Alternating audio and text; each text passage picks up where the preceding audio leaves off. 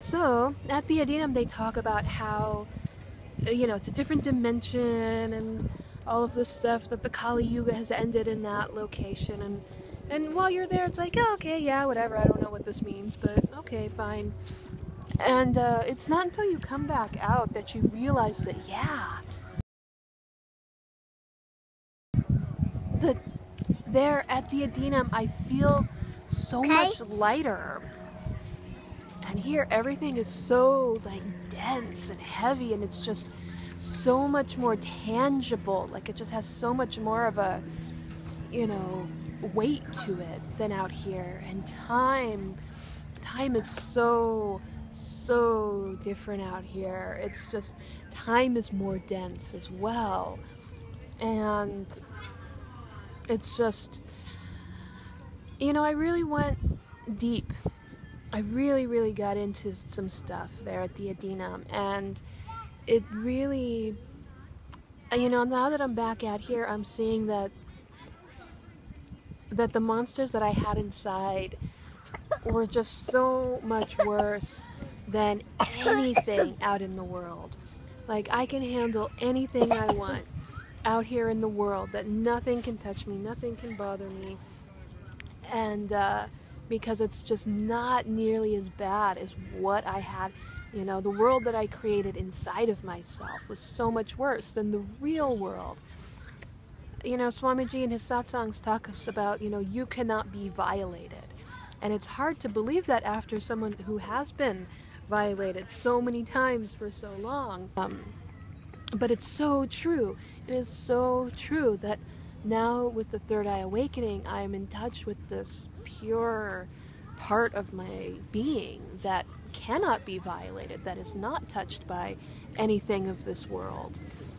And I feel it. I really feel it. I went through when I actually had to face what I had inside.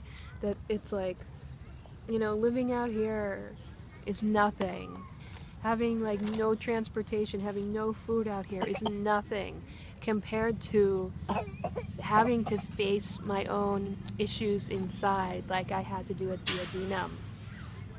And I feel, wow, I feel so much better than when I came out before. I feel so much better than last year when I came to California, and it's amazing.